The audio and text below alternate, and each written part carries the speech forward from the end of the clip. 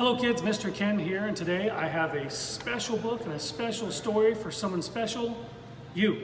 And the book is titled, You Are Special. The Wemmicks, see if you can say that with me, Mr. Ken had to practice that. The Wemmicks were small wooden people. All of the wooden people were carved by a woodworker named Eli. His workshop sat on a hill overlooking their village. This must be him right here. Each Wemmick was different. Some had big noses. Let me see, wiggle your nose. There you go.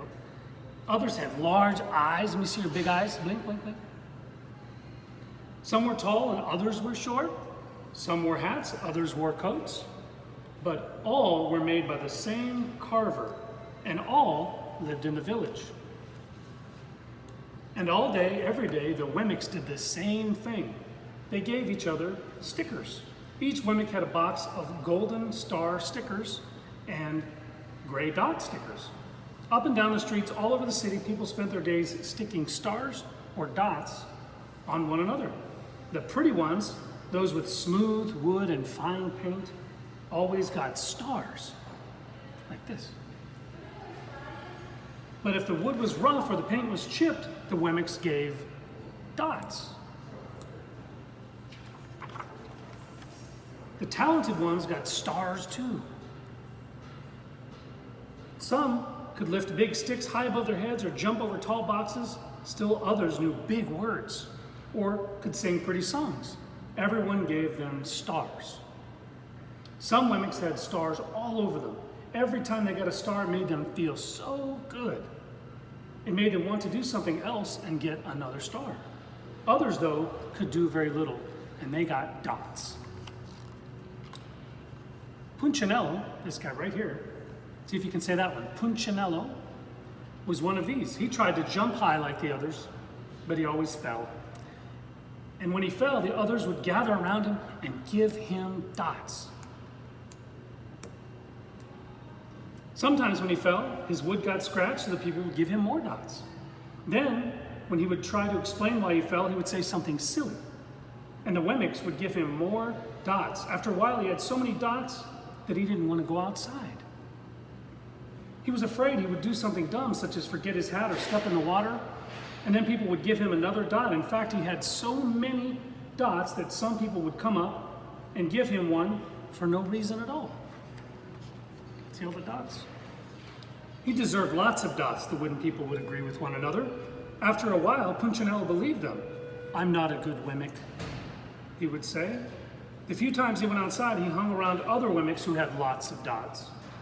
He felt better around them. One day he met a Wemmick who was unlike any he'd ever met. She had no dots or stars. She was just wooden. Her name was Lucia. It wasn't that people didn't try to give her stickers, it's just that the stickers didn't stick. They would just fall off. Some of the Wemmicks admired Lucia for having no dots. So they would run up and give her a star, but it would fall off. Others would look down on her for having no stars. They would give her a dot, but it wouldn't stay either. That's the way I want to be, thought Punchinello. I don't want anyone's marks. It's easy, Lucia replied. Every day I go see Eli. Eli? Yes, Eli. The wood carver. I sit in the workshop with him. Why? Said Punchinello.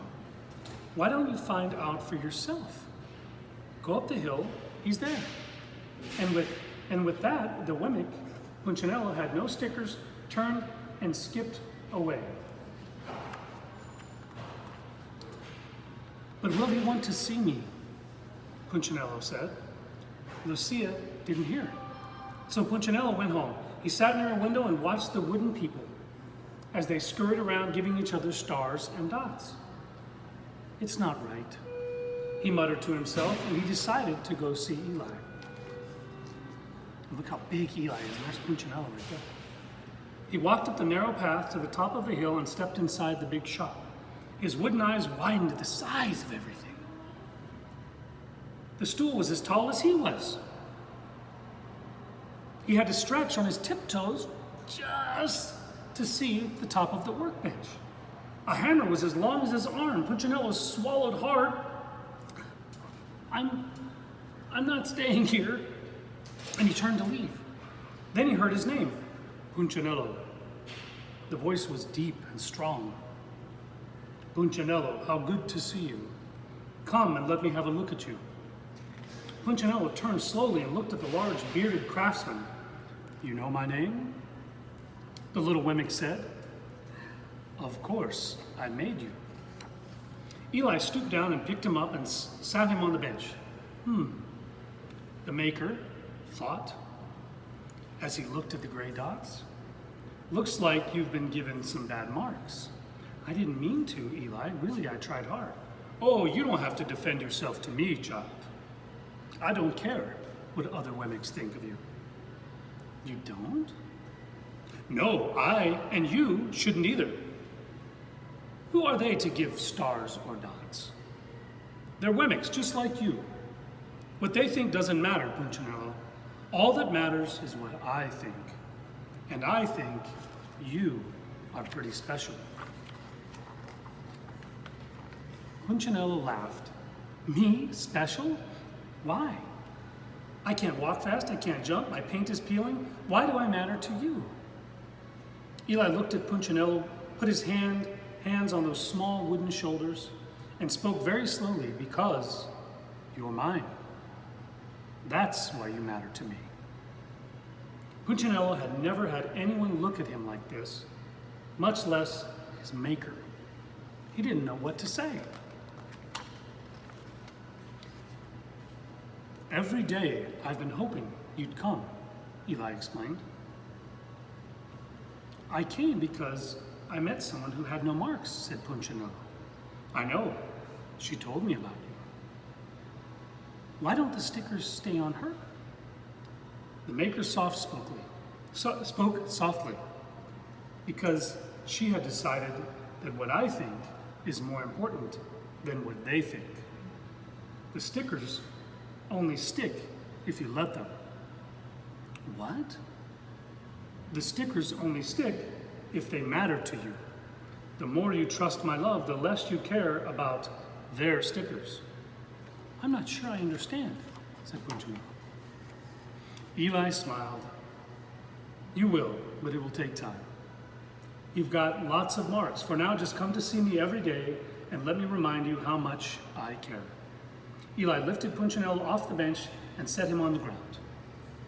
Remember, Eli said as the Wemmick walked out the door, you are special because I made you.